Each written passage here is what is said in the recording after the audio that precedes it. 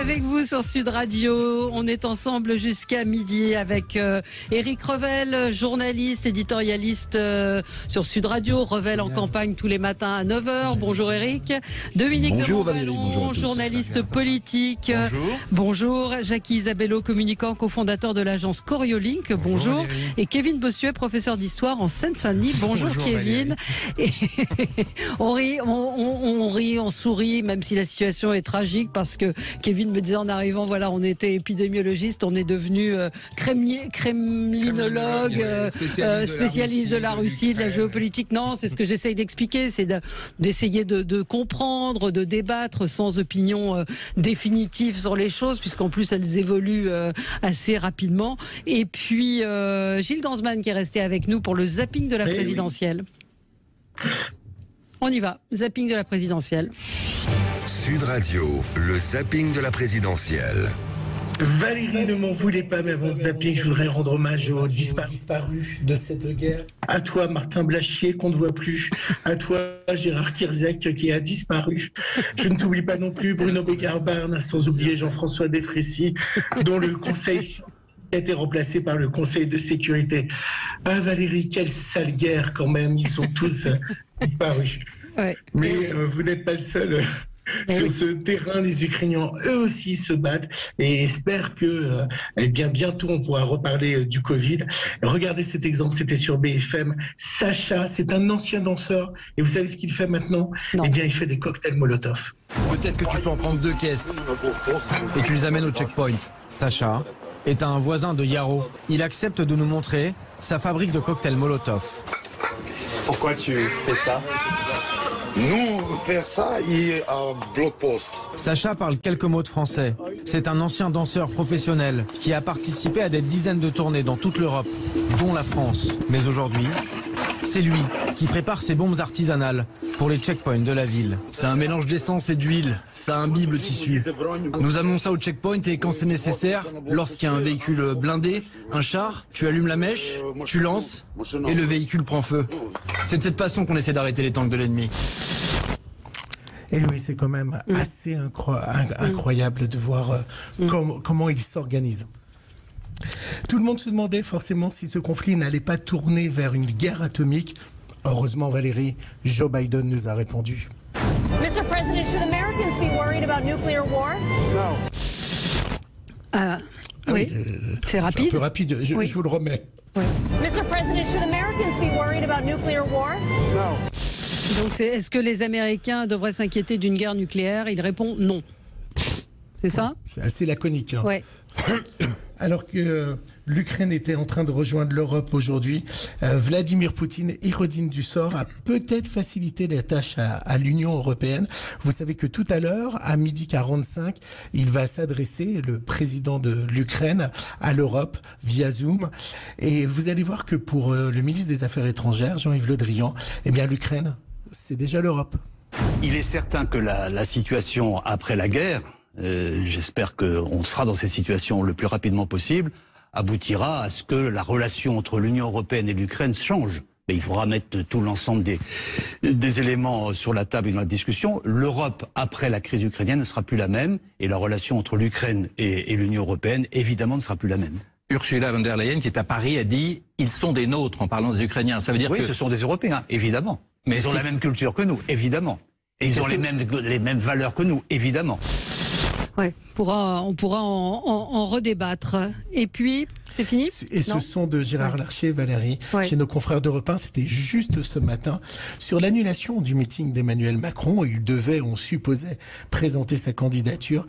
Eh bien, Gérard Larcher a peur que l'élection se fasse sans débat. Et il faut dire que sa candidature, Valérie Pécresse, n'est pas au mieux de sa forme dans les sondages. Nous sommes maintenant à 5 semaines et demie de l'échéance du premier tour. S'il n'y a pas de débat, s'il n'y a pas de bilan, de projet, imaginons le président de la République réélu, alors ce sera dans une forme d'omission de débat démocratique, avec un risque de légitimité au cours du mandat. Voilà, mais ça fait partie des questions et des débats que je voulais évoquer aussi avec vous. Est-ce qu'il faut nécessairement un débat pour choisir le président de la République? Merci Gilles. J'ai un dernier son, Valérie, sur Arte France. Allez-y. Un son que vous m'avez demandé sur l'intervention. C'est toujours Jean-Yves Le Drian, hier sur BFM, et qui a parlé de l'interdiction de Arte France. Ce sont des outils de diffusion de guerre qui instrumentalisent, qui déversent des contre-vérités et qui sont en soutien de l'agresseur. Donc il faut les interdire, bien évidemment. Mais il faut les interdire en européen. Et ça va être le cas dans les heures qui viennent. Et à Paris, il va y avoir une décision C'est une décision européenne qui s'appliquera dans toute l'Europe. À partir de quand? Dans les heures qui viennent. Dans les heures qui viennent, on l'a évoqué tout à l'heure avec le journaliste spécialiste des médias du Point qui nous disait que c'était compliqué, qu'il y avait la loi, qu'il y a un organisme qui est l'ARCEP aujourd'hui. Je crois, Éric Revel, que c'était ce que vous vouliez aborder dans votre coup de gueule. Je voulais parler oui, je voulais parler d'RT France parce que moi j'ai fait quelques papiers politiques pour RT France ces dernières semaines où personne ne m'a posé un sujet et je traitais, comme on dit dans le milieu journalistique, l'angle que je souhaitais. J'ai même qualifié la guerre en Ukraine je sais plus l'objectif que j'ai employé, mais j'étais très très dur avec ce que faisait Vladimir Poutine. Ce que je comprends pas très bien, si vous voulez, c'est d'abord que ce soit une sorte de juridiction supranationale qui décide d'interdire un média. C'est la première chose. Deuxième chose, que RT France soit une chaîne pro-russe, oui, l'actionnaire principal, comme on dit, c'est le gouvernement russe. Mais on met le doigt dans un engrenage. Mais on met le doigt dans un engrenage très très compliqué, parce que dès lors je pense à ce qui s'est passé avec France 24, sur d'autres théâtres d'opération, où France 24, pour des raisons équivalentes, finalement, a été interdite d'antenne dans les pays qui ne supportaient pas le regard de France 24, on met le doigt dans un engrenage compliqué, parce qu'en réalité, je voudrais qu'on m'explique où commence la propagande et où se termine la liberté des expressions. Et puis on sait tous que quand on a un actionnaire de référence qui soit privé ou public, on numérote ses abattis sur ce qu'on dit. Par définition, personne n'est dupe. Et d'ailleurs, j'écoutais sur France Info tout à l'heure un papier sur RT France. On sent que les journalistes du service public sont un peu embêtés sur cette affaire de RT France, parce qu'ils ont écouté, je crois hier, l'intégralité de ce qui a été fait sur cette chaîne, qui n'est pas disponible d'ailleurs sur l'antenne gratuite. Alors ils ont sorti un ou deux extraits d'intervenants qui justifiaient l'intervention russe en Ukraine, mais ils étaient finalement équilibrés dans leur reportage. Donc c'est peut-être une façon pour l'Union européenne de montrer sa cohérence, son union, son autorité, mais juridiquement c'est compliqué quand même, et puis moralement, d'un point de vue journalistique, c'est pas si simple, je trouve. Voilà. Maintenant, que la communication soit un élément un élément fort d'une crise militaire ou d'une guerre, oui, ça a toujours été le cas. J'ai été un peu étonné de la sortie de Madame van der Leyen, la présidente de l'Union européenne, sur le sujet. Maintenant, comment l'ARCOM, qui a succédé au CSA, va traiter le dossier, c'est pas si simple. Et puis que va être la mesure prise par le gouvernement russe, notamment pour France 24, parce qu'ils ont des reporters là-bas, ils ont des gens qui travaillent sur place. Est-ce que de la même manière ils vont considérer que France 24 fait une sorte de propagande pro-occidentale, pro-européenne? Je n'en sais rien, mais voilà, je trouve que c'est mettre le doigt dans un engrenage très compliqué. On va y revenir dans un instant avec vous. À tout de suite. Avec vous sur Sud Radio jusqu'à midi, nous allons évidemment beaucoup parler de l'Ukraine. On parlera également de Valérie Pécresse qui est donnée 4e derrière Jean-Luc Mélenchon. Et puis cette question, est-ce qu'il faut un débat, absolument, un débat présidentiel? On en parle avec Éric Revel, journaliste, éditorialiste sur Sud Radio. Vous le retrouvez tous les matins à 9h dans Revel en campagne. Dominique de Montvalon, journaliste politique. Jackie Isabello, communicant, cofondateur de l'agence Coriolink. Et Kevin Bossuet, professeur d'histoire soir en Seine-Saint-Denis. Peut-être un mot pour, si vous voulez continuer à commenter sur RT, Kevin Bossuet, sur effectivement ce sentiment un peu de malaise pour certains, de se dire est-ce qu'il faut interdire cette chaîne Moi je suis pas forcément d'accord avec Eric. Moi j'ai honoré plusieurs invitations sur RT France, donc avec plaisir, parce qu'à l'époque je trouvais normal en effet qu'on puisse avoir une diversité d'opinions avec un point de vue en effet plutôt pro-russe, mais là enfin nous sommes quand même en guerre. Enfin le but en effet c'est surtout que nous sommes dans une bataille de l'opinion. Le but évidemment c'est de faire en sorte en effet que l'opinion publique de l'Europe occidentale finalement soit profondément anti-Poutine pour contribuer à remporter cette guerre. Et la censure finalement de Russia Today ou encore de Sputnik, le but c'est quoi? C'est tout simplement faire en sorte de faire peser géopolitiquement encore un peu plus. Ça rejoint toutes les mesures, toutes ces sanctions économiques, etc. Et moi j'y suis plutôt favorable. Je trouve que ça participe à cela parce que quand même, Sputnik ou Russia Today, c'est quand même des organes d'influence au sein, en effet, de notre pays, au sein de l'Union européenne. Pour moi, ça ne me pose aucun problème, même si évidemment, je ne tape pas sur tous ces journalistes qui sans doute ont fait du bon travail, mais à un moment donné, nous sommes en guerre, il faut choisir. Oui, après on peut, il y a encore une fois, il y a l'Arcom qui est là pour veiller au respect de la ligne éditoriale. Donc juste, ça fait combien, 3 ans que la chaîne existe, il n'y a pas eu de sanctions particulières depuis vous en pensez quoi, Jacques Isabello? Ça fait partie de l'arsenal qu'a expliqué Kevin, et je suis complètement d'accord avec lui. Rappelons-nous que le président de la République, quand il a reçu Vladimir Poutine sous les ors de Versailles, on s'en souvient tous, il a en conférence de presse adressé un message très très clair au président de la Russie, et c'est notamment plein du rôle de Russia Today, de Sputnik et de tout l'écosystème d'influence mis en place par la Russie. Donc ne pas le faire, on n'aurait pas compris. Est-ce que c'est déontologiquement acceptable d'un point de vue journalistique comme on l'entrevoit en France? Évidemment non, mais le sujet n'est pas là. Et puis après, de rappeler que la censure, la propagande et aujourd'hui les fake news font partie d'armes de guerre. Rappelez-vous, la dernière fois que je suis venu ici, je vous parlais des nombreux actes de cyberguerre et de cyberharcèlement qui étaient déjà mis en place. Ça en fait partie aussi. Tout le monde, en tout cas tous les Français, voient ce que ça veut dire d'éteindre les faisceaux de Russia Today et de Sputnik, et ça fait partie des messages d'un ensemble doivent passer les gouvernements. De mesures, Dominique, sur Russia Today. Je pense que deux choses. Je pense qu'un peu plus tard, dans quelques mois, et de façon posée, il faudra avoir une réflexion de fond sur le traitement de problématiques de cet ordre. Et ne pas il y a des choses nouvelles. Bon. Deuxièmement, imagine-t-on aujourd'hui l'équivalent de Russia Today à Moscou, c'est-à-dire une chaîne américaine qui serait installée là et qui reprendrait plutôt la vision américaine. Européenne, c'est autre chose. Mais j'aurais dû tout de suite aller à l'essentiel. J'ai écouté plusieurs fois Russia Today, et pas dans les dernières heures. Il est très difficile. Je suis contre l'amalgame. Je ne mets pas tout le monde en général et en particulier. Mais néanmoins, globalement, c'est confondant en matière de propagande. C'est même incroyable. On aurait presque envie, de la part de tel ou tel, de leur tenir la main ou de leur dire voilà comment vous devez vous y prendre pour atteindre le but qui est le vôtre en étant quand même un poil plus crédible. C'est incroyable. Alors maintenant... Mais ça, pour dire quand même que Éric Revel a un peu raison, mais le sujet n'est pas là. Rappelez-vous, c'est documenté, si ça vous intéresse, lisez le bouquin de David Colomb sur ces sujets-là, qui s'appelle Propagande. Lors de la première guerre en Irak, les Américains mandatent l'agence Helen Knowlton, qui est une agence qui a pignon sur rue aujourd'hui, qui met en place des opérations qui consistent à dire les Irakiens prennent les bébés des maternités koweïtiennes et les jettent par terre, ce qui était totalement faux. Donc les fake news et l'utilisation au sein du centre de planification et de coordination des opérations au ministère des Armées, il y avait dans le temps un bureau qui s'appelait le bureau J9, qui était chargé de la propagande et de la désinformation. Donc évidemment, et ça passe, on n'a pas interdit CNN parce que CNN a repris cette information.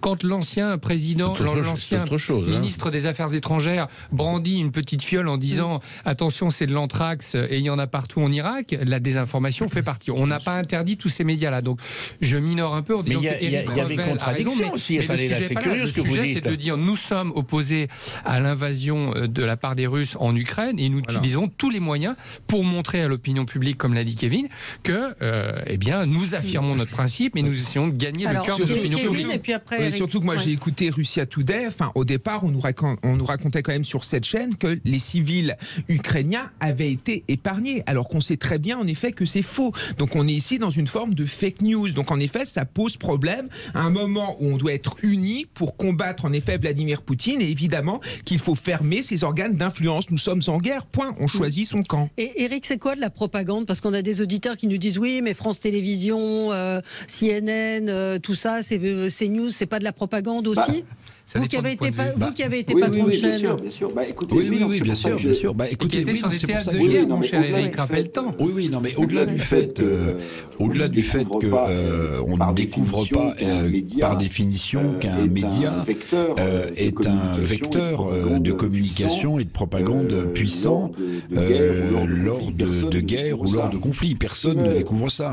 Ce qui m'interpelle un peu, c'est d'abord que ce soit une décision européenne. Vous avez vu, c'est Thierry Breton, le commissaire européen, qui a fait un tweet et qui a annoncé avec des petites croix rouges que tout était terminé pour ces médias-là.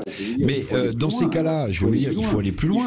Il faut aller plus loin. Il faut même interdire, mais c'est difficile, de réseaux sociaux, ceux qui se livrent des deux côtés à de la propagande, aussi bien du côté ukrainien que du côté russe. Et ça, évidemment, c'est beaucoup plus dévastateur parce que on a vu par exemple sur une chaîne américaine des images qui illustraient. Alors parfois on sait comment on illustre à la va-vite un reportage, mais dans ces cas-là il faut faire très attention à ce qu'on diffuse comme image. On a vu un bâtiment en feu qui visiblement n'était pas un bâtiment du tout ukrainien, mais qui était une attaque, si j'ai bien compris, lors de la guerre en Syrie. Donc la manipulation d'images sur des médias installés, elle a toujours été évidente, et c'est une arme de guerre, je suis tout à fait conscient. Mais sur les réseaux sociaux, quand vous regardez bien, il y a un paquet de fake news que je ne vais pas les qualifier plus d'un côté que de l'autre, mais il y a un paquet de fake news.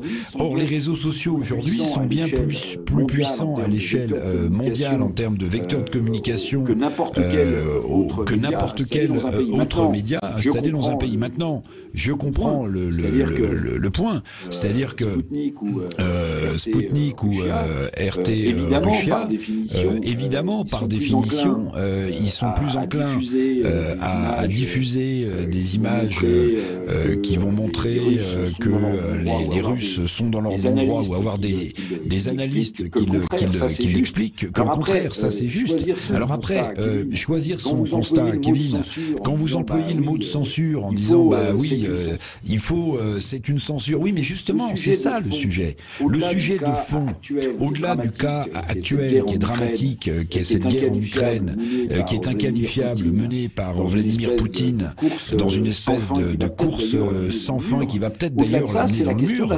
Au-delà de ça, c'est la question de la censure. Vous avez raison, c'est la question de la censure. À partir de quel moment on considère qu'un média est aux ordres et diffuse une propagande, et à partir de quel moment on se dit c'est une opinion différente et une façon de voir les choses différentes. Maintenant, quand on est en guerre, évidemment, ce qui est le cas de l'Ukraine face à la déferlante militaire russe, vous avez raison de dire qu'on ne peut pas laisser derrière soi, dans les pays comme les nôtres, des médias qui diffuseraient une propagande. Mais c'est juste la frontière, si j'ose dire, entre les deux, qui est compliquée, qui est très compliquée. Parce que ensuite, quand on va avoir un sujet, espérons-le, moins dramatique qu'une guerre dans un pays, mais des sujets qui vont être des sujets commerciaux, qui vont être des sujets d'espionnage, à partir de quel moment un État dira écoutez, moi, comme vous parlez de ce sujet-là d'une manière qui ne me convient pas, je censure votre média et je le ferme. Mais Eric, ça c'est votre métier aux journalistes. Rappelez-vous quand Michel Rocard traite Guillaume Durand de salopard parce qu'il fait son métier en rapportant ce qui s'est passé sur le terrain. C'est votre métier de journaliste d'expliquer à nous, pauvres crédules, à partir de quel moment, eh bien, les gens doivent prendre du recul. Quand un journaliste est embedded, je veux dire, le journaliste, c'est pas un soldat de guerre, c'est pas Rambo quand il parle avec l'armée française et que c'est marqué presse sur son gilet pare-balles et qu'il est convoyé d'un endroit à un autre, il se barre pas n'importe où, sinon il va se faire étriper. Donc de toute façon, ce sujet-là, dès que vous êtes sur des théâtres d'opération, vous devez le gérer. Et la question que vous posez, cher Eric, c'est quand on blâme BFM TV pour avoir diffusé l'intervention du raid lors de la prise d'otage à l'hypercachère ou le boulot de Guillaume Durand, où est la frontière?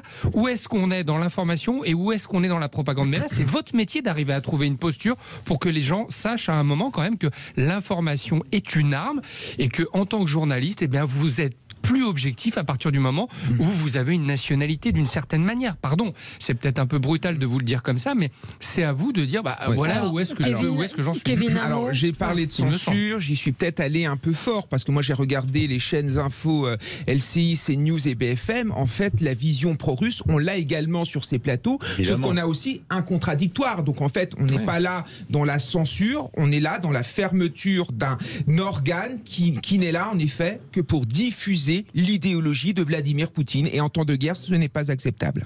Un mot de Je suis tout à fait d'accord avec ce que vient de dire Kevin Bossuet. Mais ça fait partie, et ce que disait aussi Kevin, d'un ensemble de choses, de sanctions. Il y a la FIFA qui a donc, après beaucoup de tergiversations, décidé d'interdire la Russie de Coupe du Monde au Qatar. Et puis, alors là, plus étonnant, la Philharmonie de Paris qui annule des concerts du chef d'orchestre pro-Poutine, Valéry Gergiev, là aussi. Donc ça fait partie de cet ensemble de mettre la Russie au banc du monde, quoi, au banc de tous les pays, quels que soient les secteurs. On va marquer une petite pause et on revient dans un instant. On va parler en particulier de l'économie russe. Que risque-t-elle et quelles conséquences également sur les autres pays, les autres pays du monde. À tout de suite. Les débats avec vous sur Sud Radio jusqu'à midi. On va zapper un peu les coups de cœur, les coups de gueule parce qu'on a pris du retard.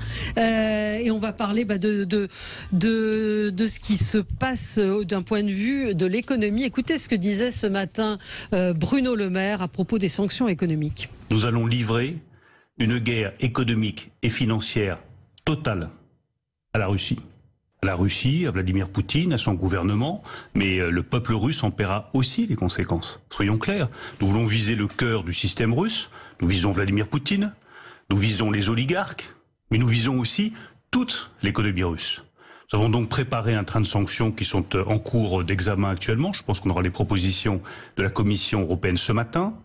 J'ai eu hier très longuement au téléphone la secrétaire américaine au Trésor, Janet Yellen, pour préparer, si nécessaire, un nouveau renforcement des sanctions économiques et financières. Nous aurons une réunion du G7 cet après-midi sur le sujet et j'ai convoqué également demain une réunion des ministres des Finances européens pour m'assurer de la bonne exécution de ces sanctions. Elles doivent frapper vite, elles doivent frapper fort et on en voit, comme vous l'avez dit, déjà les effets. Les réserves de change russes sont en train de fondre comme neige au soleil et le fameux trésor de guerre de Vladimir Poutine est déjà réduit à presque rien. Alors, c'est vers le journaliste économique que je vais me tourner peut-être en premier. Éric Revel, l'analyse que vous faites de cette guerre économique. Est-ce qu'on est en guerre, nous aussi, d'une certaine manière, finalement, avec ces actions ? Écoutez, si on part du postulat que Vladimir Poutine ne comprend que le rapport de force, l'argent étant le nerf de la guerre par définition, taper au portefeuille l'économie russe, et Bruno Le Maire a raison de rappeler que le peuple russe va en souffrir en premier, c'est évidemment une façon très forte de faire pression. Je rappelle que en 2014, lors de l'invasion de la Crimée par la Russie, des sanctions avaient été mises sur la table, alors plutôt beaucoup moins forte que ce qui est proposé aujourd'hui. Et entre 2014 et 2021, la Russie avait considérablement renforcé son indépendance, financières. On dit que la Banque centrale russe avait acheté jusqu'à 2000 tonnes d'or, que la Russie était devenue exportatrice de blé pour justement pouvoir être en mesure de faire face à de nouvelles sanctions. Ce qui, entre parenthèses, montre que peut-être déjà dans la tête de Poutine, l'affaire ukrainienne était présente dès 2014-2015. Maintenant, ce qui est sûr, en tout cas si on en croit les images, n'est-ce pas, montrées par les médias qui sont objectifs par définition, eh bien, on assiste à des retraits massifs dans les banques russes, on assiste à des faillites d'entreprises, on a vu que l'une des principales filiales bancaires du système russe est en quasi faillite. On sait aussi que globalement, puisque c'est public, les réserves de change de la Banque centrale russe permettent une 20-25 jours de financement des importations. Donc on voit bien que toutes ces mesures-là sont en train de prendre corps et comme le dit Bruno Le Maire, peut-être avec un manque quand même un peu d'humilité, on va effondrer l'économie russe. Toutes ces sanctions sont en train d'atteindre leur cible, si j'ose employer ce lexique guerrier. Et ce qui est peut-être plus important aussi, au-delà de la contestation naissante à l'intérieur de la Russie, et notamment à Moscou et à Saint-Pétersbourg, on le voit avec des manifestations, c'est que certains oligarques qui doivent tout à Vladimir Poutine, notamment, qui se sont extrêmement enrichis. Il y a une centaine de milliardaires russes qui auraient vu leurs avoirs à la fois geler et s'effondrer avec les différentes participations qu'ils possèdent. En fait, on voit que certains oligarques sont en train de contester en interne ce qui se passe au Kremlin et la vision guerrière, ultra-guerrière de Vladimir Poutine. Donc en fait, Vladimir Poutine est dans une situation compliquée. Il doit essayer, j'imagine, de gagner la guerre rapidement parce qu'il va manquer d'argent. Et en même temps, on voit que sa fragilisation, à cause de l'effondrement potentiel de l'économie russe, n'est plus une vue de l'esprit. Oui. On voit que donc ces mesures dont on se moquait un petit peu la semaine dernière en disant ça ne fera rien. On voit qu'aujourd'hui c'est assez sérieux. Il y a la Suisse qui est sortie de sa neutralité. Monaco absolument, qui a décidé de les mêmes sanctions que l'Union européenne. Le message est très clair de la part du ministre de l'économie. Là encore, c'est une rhétorique qui est très intéressante. Le concept de guerre totale, c'est un concept qui a été créé par Karl von Clausewitz, qui parlait de guerre absolue. Quand Bruno Le Maire utilise ces termes-là, eh bien, il n'y a pas d'ambiguïté. Bon, après, quand on lui demande si effectivement on va arrêter d'acheter du gaz russe, là, la rhétorique prend un petit peu de la hauteur et la langue de bois accompagne des termes assez clairs. Mais c'est vrai que ça fait partie un peu de ces messages qui doivent passer au sein de l'Union européenne. On a vu que la semaine dernière, on tâtonnait un peu dans tout un tas de pays. Aujourd'hui, la coordination de l'Europe, il faut le souligner de temps en temps, on ne peut pas que lui taper dessus, est beaucoup plus intéressante, elle est claire et elle donne des perspectives, si on se posait des questions là-dessus, qui trouvent un écho, en tout cas dans les propos de Bruno Le Maire ce matin en ce qui concerne l'économie russe. Alors il va y avoir des conséquences évidemment sur la France. Catherine, qui est une auditrice, me signale, Engie chute après une déclaration du ministre de l'économie sur la Russie. Et puis les entreprises françaises qui ressentent déjà les effets des sanctions économiques contre la Russie, avec des ventes qui se sont complètement arrêtées. Oui. Juste ce que disait Bruno Le Maire aussi, puisque vous avez vu que les groupes pétroliers Shell et BP se désengagent de Russie. Pour l'instant, Total, c'était pas le cas, mais on sent bien que dans la déclaration de ce matin de Bruno Le Maire, que Pouyanné, patron de Total, va sans doute pas avoir d'autre choix, alors qu'ils ont investi massivement en Russie, que de quitter la Russie. Donc, bien sûr, l'économie russe risque rapidement d'être exsangue financièrement, mais il y aura des effets collatéraux puissants sur des intérêts français, sans parler évidemment de la hausse du prix du baril. En gros, on a 3 mois de réserve stratégique en France, mais si ça continue, évidemment, le prix du litre d'essence à la pompe va s'envoler. Bon, tout ça, ce sera après les élections présidentielles, bien sûr. Ça veut dire quoi? Qu'on arrive à contenir le prix du baril avant les élections?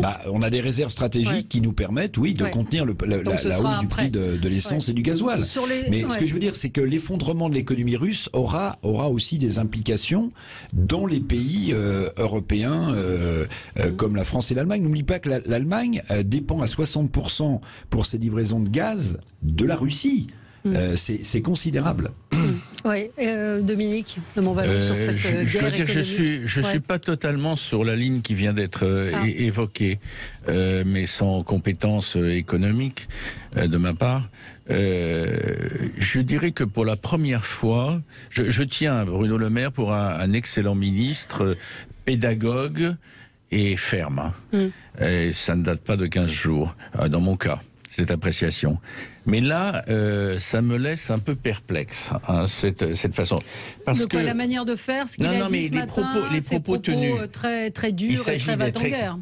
Alors, si jamais Poutine craque et que le rapport de force est tel que il rend les armes en quelque sorte, je retirerai aussitôt les interrogations et même les préventions que j'exprime à l'instant. Mais il faut réfléchir. Alors il y a ce qui a été dit d'ailleurs, c'est qu'il y a aussi des il y a des conséquences et des mesures de rétorsion pour nous Européens dans cette affaire. Mais c'est pas ça qui me frappe. Il faut réfléchir à la suite. À la suite, évidemment, aujourd'hui, on fait la guerre, et on se demande si Kiev va être bombardé, etc. Donc on a le frisson, on ne sait pas comment ça va tourner, on ne sait pas du tout. J'évoque même pas le fait qu'a été évoqué la force de dissuasion russe. Mais il faut réfléchir à la suite. Il faudra bien que la Russie trouve une porte de sortie. Et ce n'est pas en la liquidant sur place et en essayant en disant que l'objectif est de ruiner complètement l'économie russe. Les Russes le paieront, la Russie le paiera, nous aussi. Mais même pour l'équilibre géopolitique du monde, pour l'équilibre géopolitique du monde, qu'est-ce qu'on veut? C'est pas contradictoire, Dominique, avec ce que je disais. C'est pas du tout contradictoire avec ce que je disais, c'est-à-dire que la finalité, c'est d'effondrer l'économie russe, mais vous avez tout à fait raison, et je voulais ajouter ce point, c'est que, attention à ne pas, j'allais dire, trop humilier Vladimir Poutine. S'il n'a pas une porte de considère déjà être très humilié. Alors, c'est le feu, on risque le pire. Kevin Bossuet. Alors là, j'ai une auditrice qui m'interpelle sur les réseaux sociaux en me disant que finalement, on n'en a rien à faire de cette guerre, ça ne concerne pas, ça concernerait en effet la Russie et l'Ukraine, sauf qu'elle ne comprend pas en effet qu'il va y avoir des impacts économiques très importants sur notre société en France, et le prix de l'énergie va augmenter. Et derrière ces sanctions économiques, en fait, il y a la bataille de l'opinion publique, la bataille de l'opinion publique russe, parce qu'à partir du moment où on va toucher au portefeuille du russe moyen, forcément, ce dernier va peut-être se demander si cette guerre est légitime ou pas, surtout qu'actuellement, on attaque quand même l'Ukraine. Enfin, les Ukrainiens, pour les Russes, c'est quand même un peuple ami, un peuple frère. Il y a 2/3, en effet, des Russes qui ont de la famille, notamment en Ukraine, et c'est pour ça, on rejoint ce qu'on disait tout à l'heure sur la bataille des médias. Il y a d'ailleurs le groupe Anonymous qui a piraté des chaînes de télévision russes, tout simplement pour diffuser le fait que Vladimir Poutine s'en prenait également à des civils. Donc le but, c'est évidemment d'asphyxier l'économie, c'est évidemment d'asphyxier le peuple russe pour qu'il se retourne contre Vladimir Poutine et pour qu'il dise stop. Et je rappelle qu'en 1917, il y a eu une révolution en Russie, notamment parce que les gens crevaient la dalle. Mais l'économie, c'est extrêmement important dans une guerre. Rappelez-vous quand les Allemands sont allés faire la guerre en Crète parce qu'ils avaient une ambition de bloquer la route des carburants lors de la Deuxième Guerre mondiale. Il faut dire à cette auditrice que nous sommes un des grands fournisseurs de la Russie. On est sans doute les plus embêtés. Nous, on a énormément d'intérêt. Pourquoi il y a autant d'hommes politiques qui sont russophiles? Parce qu'on a énormément d'intérêt en Russie. Donc, on est un grand pays mondialisé. On n'est pas désintéressé par les impacts. Allez, on marque une pause et on continue ce débat dans un instant. Les débats avec vous sur Sud Radio, on parle de l'Ukraine, de cette guerre économique avec, encore une fois, vous l'avez entendu, un Bruno Le Maire extrêmement déterminé, des conséquences aussi pour l'Occident, pour nous, évidemment. J'avais envie d'évoquer aussi un sujet qu'on a très, très peu abordé hier, qui est ce qui se passe aussi en Ukraine, c'est-à-dire, c'est un article du Point qui reprend The Independent, l'Ukraine refuge inattendu des leaders de Daesh en exil. C'est-à-dire que l'Ukraine n'est pas non plus le paradis, alors ça ne justifie en rien l'invasion russe, mais c'est pas non plus les gentils contre les méchants sur toute la ligne. Et c'est vrai qu'il y a énormément de chefs de Daesh qui ont trouvé refuge là-bas, qu'on va livrer des armes Manu Largot à des gens là-bas dont on ne sait pas ce qu'ils vont en faire. Et je trouve que cela est assez inquiétant. Je ne sais pas ce que vous en pensez, les uns et les autres. Kevin. Ouais. Oui, non, mais en effet, c'est inquiétant, mais il ne faut pas voir Enfin, je pense que les gens confondent en fait explication et prise de position. En effet, moi, ce que j'ai entendu parfois de la bouche d'Éric Zemmour, j'étais plutôt en accord. Le fait de dire que, par exemple, l'OTAN a aussi sa part de responsabilité, que l'Union européenne a aussi sa part de responsabilité. C'est vrai qu'on a humilié pendant plusieurs années Poutine. Il est vrai qu'on n'a pas appliqué les accords de Minsk. En effet, cela faisait 8 ans que ces accords n'étaient pas appliqués. Je peux comprendre le cheminement intellectuel et je peux comprendre, en effet, cela. Par contre, quand on est dans une prise de position, à un moment donné, il faut trancher. Nous sommes en guerre, malgré ce que disent certains sur les réseaux sociaux, et il faut choisir son camp. Et moi, mon camp, c'est celui de la France, c'est celui de l'Europe, c'est celui des libertés, c'est celui de la souveraineté des États. Et si on n'arrête pas Poutine maintenant, après, est-ce qu'il ne va pas s'en prendre à la Moldavie? Est-ce qu'après, il ne va pas s'en prendre à la Pologne, aux Pays-Baltes, etc. Quelle sortie de crise Éric Revel l'évoquait. L'économie est une arme majeure parce que bloquer la moitié des avoirs des oligarques et de la Russie, ces fameuses réserves d'or, elles sont à l'extérieur. Et quand Bruno Le Maire parle ce matin de saisie, il ne parle pas de bloquer les avoirs. Quand il parle de saisie, c'est des choses qui sont juridiquement compliquées et qui ont un poids extrêmement important. L'économie a tout le temps dicté la conduite de la guerre et a été une des raisons du succès dans les années précédentes. Donc c'est un point important. On a à peu près ce truc-là en Europe. On est arrivé à construire la première puissance économique européenne, comme le rappelait le maire. Il faut appuyer très fortement là-dessus. Et en plus, ça fera beaucoup moins de pertes humaines que le reste. Ça va être très compliqué. Je vois les banques russes ne peuvent plus émettre de cartes Visa ni Mastercard. Pour l'instant, les cartes bancaires fonctionnent encore, mais à terme, elles ne pourront plus fonctionner.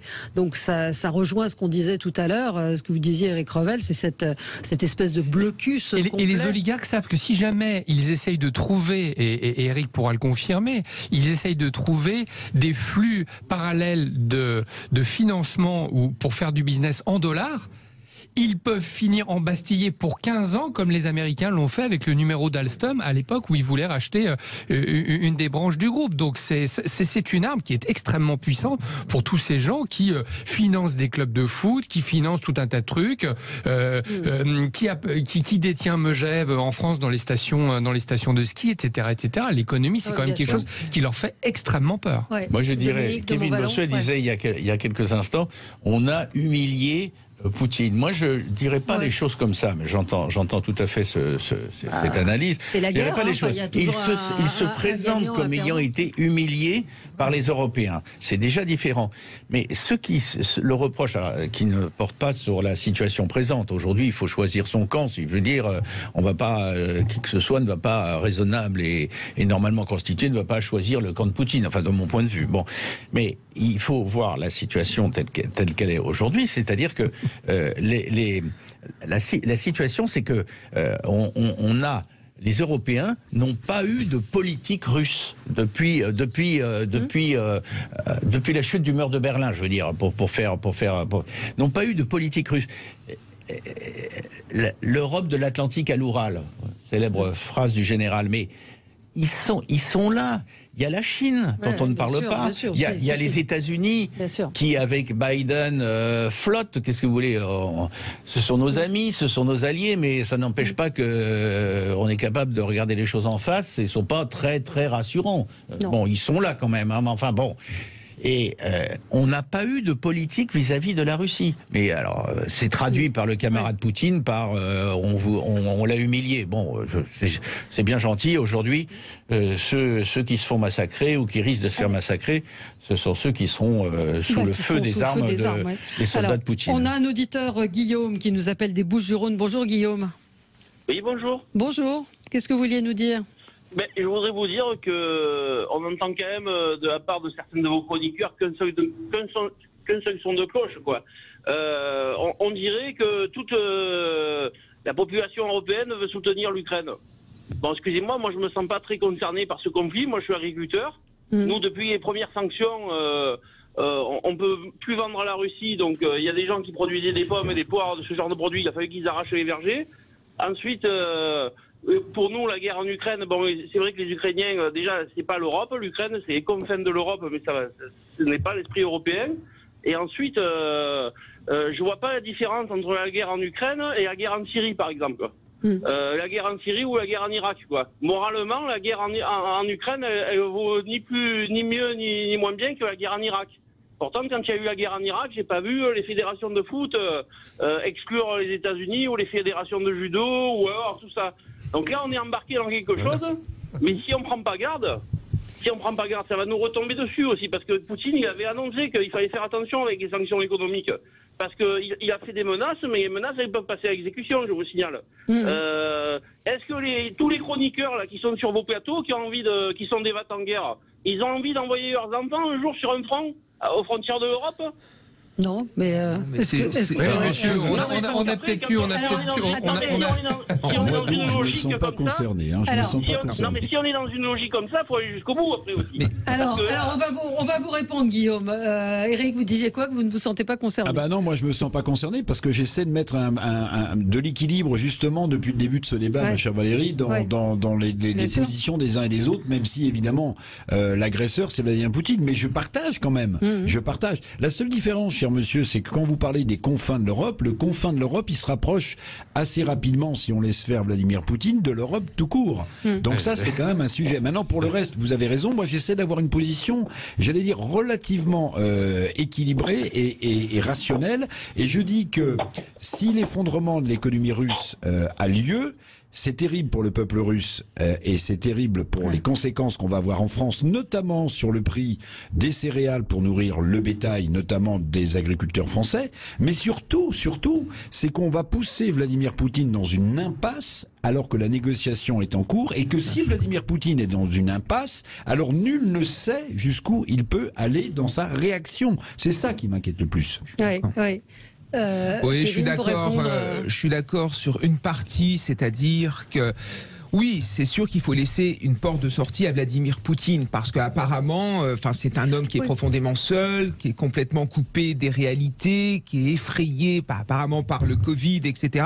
et qui a une vision totalement déformée de la réalité et là qui subit quand même échec sur échec. Donc si on ne lui laisse pas de porte de sortie, la porte de sortie, ça peut être finalement un homme fou qui fait n'importe quoi. Ensuite, pour répondre à cet auditeur, mais l'Ukraine, c'est près de chez nous. Enfin, ça a 2 heures d'avion de Kiev. Et si on n'arrête pas Poutine maintenant, après, il peut prendre la Moldavie, il peut attaquer les Pays-Bas. Il a commencer à menacer des pays comme la Finlande, par exemple. Donc, à un moment donné, il faut savoir ce que l'on dit. Et surtout, on protège nos frontières. On veut éviter, en effet, qu'on ait à se battre militairement. Donc, on aide, en effet, par les armes, la Russie, justement, pour qu'on n'ait pas à intervenir par la suite. Il faut neutraliser le plus vite possible la Russie, puisqu'après, il y a autre chose qui nous attend, c'est quand même la Chine. Je pense que dans les années, dans 30 ou 40 ans, la Chine va nous poser un sacré problème. Donc le fait, en effet, de mettre de côté la Russie, ça permet aussi, en effet, de mettre la Russie totalement à part et aussi de se concentrer sur le problème chinois, qui est pour moi le problème du 21e siècle. Après, il faut rajouter que, et dire à cet auditeur, premier point, on n'est pas des va-t-en-guerre. Kevin expliquerait beaucoup mieux que moi que la notion de souveraineté pour les États, c'est admis par la communauté internationale, c'est extrêmement important, c'est fondateur, et que Vladimir Poutine et la Russie ont signé ces choses-là. Donc quand on viole la souveraineté d'un État, eh bien c'est normal qu'on réagisse un peu comme ça. Et pour lui, en tant qu'agriculteur qui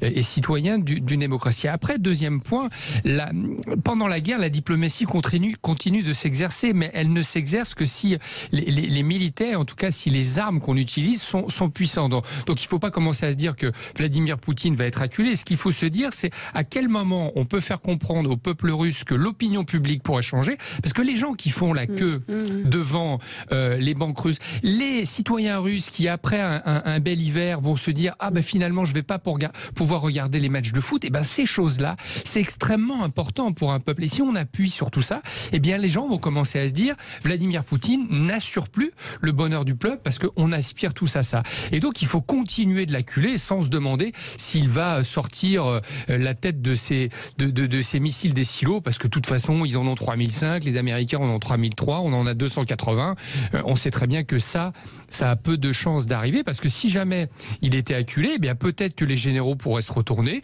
peut-être que les oligarques pourraient faire pression, et la population pourrait elle aussi se désolidariser, et les services de renseignement aussi. Il n'est pas aussi puissant qu'on croit. À partir du moment où il affaiblit le pays trop fortement, les gens en interne, ils peuvent le prendre par la peau des fesses et les conduire. Absolument. Mais moi, je reviens aussi sur ce qu'a dit l'auditeur en nous présentant collectivement. Après, chacun doit répondre individuellement. Bien entendu, c'est ce qui se fait d'ailleurs, comme des va-t-en-guerre. Je crois qu'il y a un malentendu. Peut-être avons-nous notre part de responsabilité dans la façon de formuler les choses.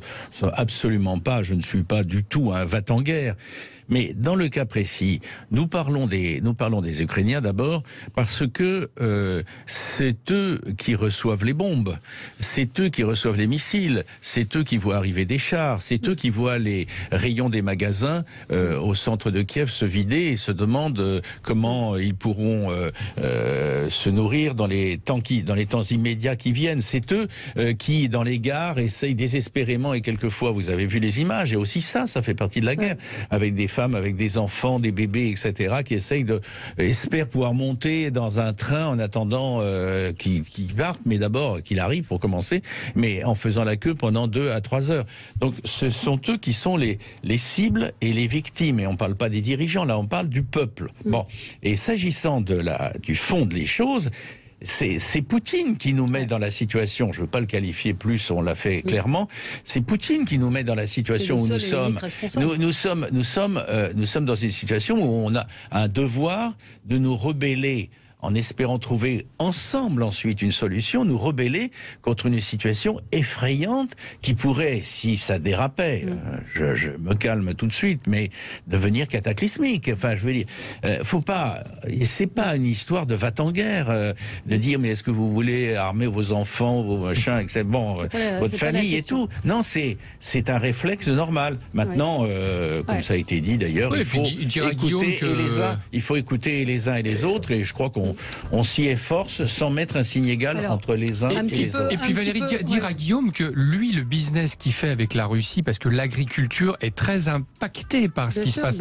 en Ukraine et en Russie, il fait du business avec des agriculteurs russes qui ne sont pas forcément poutinophiles, qui ont intérêt que la paix se réinstalle pour que lui puisse faire les meilleures affaires avec des gens qui ont un sens de l'agriculture qui est tout à fait... Et ajouter juste une chose, pour ajouter qu'à l'échelle, comme ça a été dit, de l'avenir dans les 15, 20, 30 ans, 40 ans, évidemment, avec l'omniprésence de la Chine, qui est déjà très importante. Tout ne se réduira pas à la Chine, mais c'est très important. On s'apercevra à ce moment-là, j'espère qu'on aura tourné le plus vite possible la page dramatique que nous vivons actuellement, on s'apercevra que nous avons des intérêts communs, géographiques, géopolitiques, économiques, financiers, à trouver des accords forts, plus forts qu'aujourd'hui ou plus forts qu'hier, entre l'Europe et la Russie. On va marquer une petite pause, petite note, je ne sais pas si c'est de l'humour ou pas, en tout cas peut-être que la guerre va s'arrêter grâce à Gérard Depardieu qui est proche de Poutine et qui lui demande d'arrêter les armes et de négocier. C'est bien. Voilà. GG, d'accord avec nous. Peut-être que Gérard Depardieu sera entendu par Vladimir Poutine. Et un autre internaute dit, selon certaines sources, Miss France pourrait sortir de son silence et souhaiter la paix dans le monde. On se retrouve. Voilà, très mauvaise foi. Voilà, on se retrouve dans un instant. On va revenir un petit peu en France quand même avec la chute de Valérie Pécresse dans les sondages. À tout de suite. Avec vous sur Sud Radio jusqu'à midi, parlons donc un petit peu de la campagne, de la non-campagne. Plus précisément, tout s'est arrêté évidemment avec ce qui se passe en Ukraine. Hier, un sondage ELAB donnait Valérie Pécresse à 12%, derrière Jean-Luc Mélenchon. C'est vrai que la tendance, nous dans notre sondage IFOP, elle est à 13%. Elle est dans une tendance baissière, on va dire. Elle n'imprime pas et elle ne marque pas de points.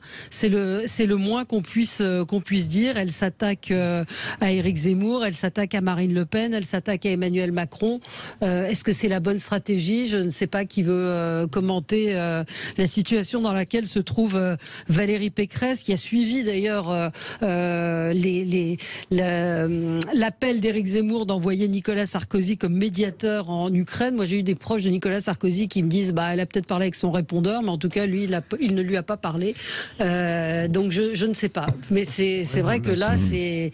Éric, peut-être ? Éric Revel ? Oui, je peux commencer en disant que historiquement, dans une campagne présidentielle, les intentions de vote se cristallisent fin février, les courbes s'inversent et c'est difficilement rattrapable. Donc si je fais ce constat historique, ça veut dire que Valérie Pécresse est dans une situation extrêmement compliquée. Si elle décroche maintenant, c'est peu probable qu'elle reprenne de la hauteur. Donc ça veut dire que derrière, si elle n'est pas au second tour, ce qui en prend le chemin évidemment, si elle n'est pas au second tour, derrière les Républicains explosent. Parce que je pose toujours une question très simple, c'est que si Valérie Pécresse n'est pas au second tour, elle appelle à voter pour qui? Pour le président sortant, s'il est au second tour. Bon, là, les Républicains explosent. Elle appelle à voter pour un candidat de droite nationale, si c'est le cas, et là, les Républicains explosent. Enfin, dans tous les cas de figure, si la représentante des Républicains n'est pas au second tour, il y aura une recomposition forte à droite, et dans ces cas-là, c'est celui qui sera au second tour, ou pour l'instant Marine Le Pen ou Zemmour, qui sera le pivot de la reconstruction à droite, et si c'est Jean-Luc Mélenchon, c'est lui qui donnera le tempo de la reconstruction à gauche. Mais dans tous les cas de figure, c'est très inquiétant pour Valérie Pécresse. Oui. C'est assez étonnant. On a vu plusieurs images, on les a commentées hors antenne, où elle est face à un agriculteur qui lui parle et elle lui tourne le dos en plein milieu de la conversation. Cette vidéo un peu ridicule aussi où elle dit Vladimir Poutine, il faut lui dire stop. Moi, je ne comprends rien à cette campagne électorale, à la campagne de Valérie Pécresse. C'est une femme pour laquelle j'ai de l'estime, mais là, elle est en train complètement de se vautrer. Déjà, au niveau du fond, elle tient un discours qui ne lui correspond pas. On sent bien, en effet, que incarner cette droite radicale, ce n'est pas le logiciel idéologique de Valérie Pécresse. Donc forcément, ça se voit, ça sonne faux. En outre, elle n'a de cesse d'attaquer Éric Zemmour en disant, ou Marine Le Pen en disant que c'est l'extrême droite, c'est horrible, sauf qu'elle tient, grosso modo, le même discours. Elle emploie les mêmes expressions.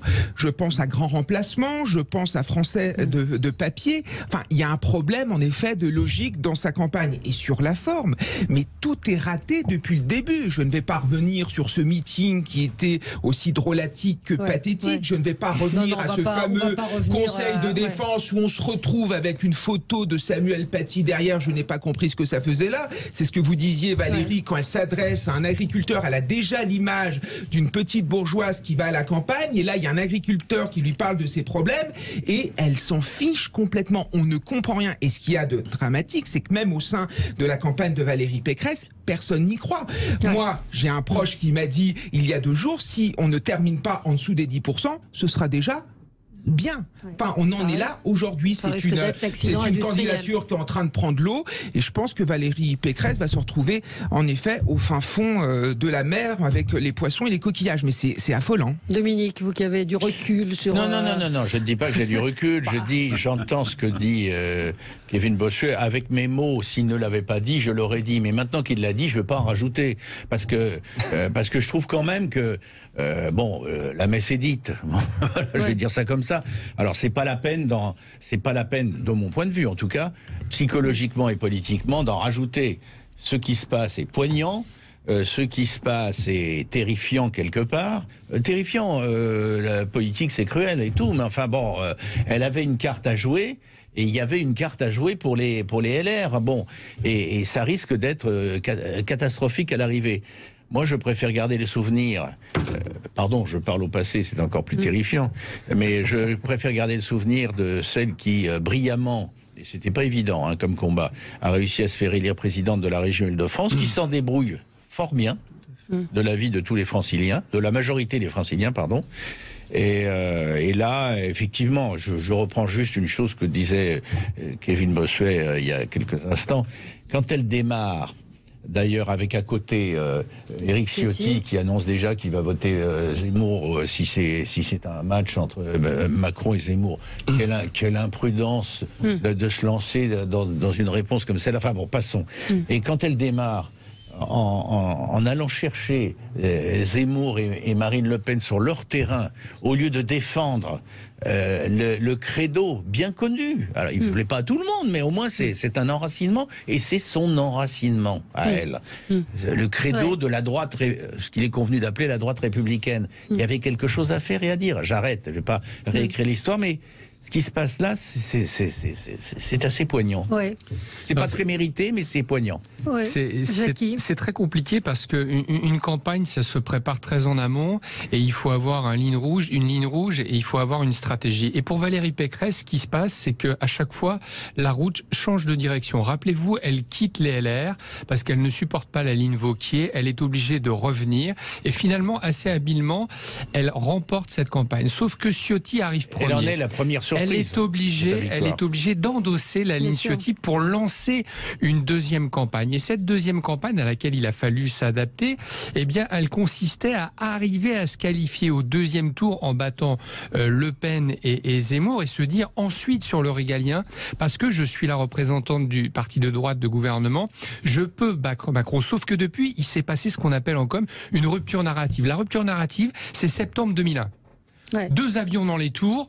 Tout est balayé, vous ne pouvez plus rien dire, plus personne ne comprend ce qui se passe. Et cette guerre, en fait, c'est une rupture narrative. Donc aujourd'hui, quand elle envoie des messages, voilà mon conseil de défense, c'est parce qu'ils sont totalement paniqués, puisque la mécanique de rally around the flag, c'est-à-dire quand il y a une guerre, tout le monde se solidarise autour du chef, qui est en train de se passer pour Emmanuel Macron. Eh bien, tout le monde se dit autour, maintenant, chez Pécresse, se dire qu'est-ce qu'on fait dans ce cas-là.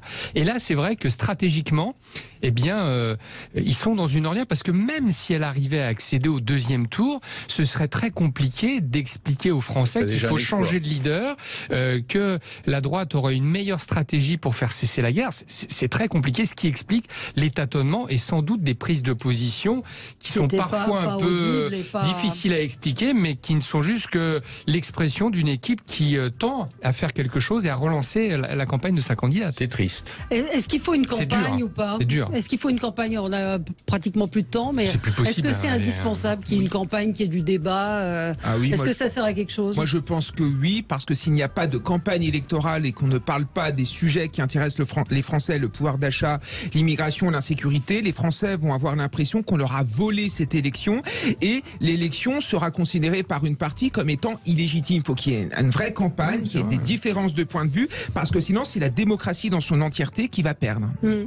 Kevin a raison. Il faudra au minimum que Emmanuel Macron, puisqu'il va finir dans les heures qui viennent par se porter candidat, il faudrait que d'une façon ou d'une autre, je ne sais pas, si c'est pas au travers d'un meeting à cause des circonstances de la guerre, par un texte articulé, nous dise ce qu'il entrevoit, ce qu'il propose. Ça plaira aux uns, ça plairait pas aux autres, mais il faut qu'il y ait du contenu. Éric, campagne, pas campagne, ça sert à quelque chose? On peut regretter, mais il n'y aura pas de campagne. Il n'y aura pas de campagne avec la guerre en Ukraine. Moi, je fais le pari que le chef de l'État, par exemple, on verra une candidature au Conseil constitutionnel en disant qu'il est tellement occupé par le reste qu'il n'a pas le temps d'en discuter. Donc on ne parlera pas du bilan d'Emmanuel Macron, on ne parlera pas de son projet, et tout sera étouffé par le contexte international pesant et alarmant qui est en place. Et ça, évidemment, on le regrette parce que est-ce que les Français n'auront pas l'intention qu'on leur a volé l'élection et qu'on leur a volé les débats autour du bilan et du projet des candidats? Ça, c'est un vrai sujet pour la suite du climat politique en France. Merci à tous les 4. Très bonne journée sur Sud Radio. À demain.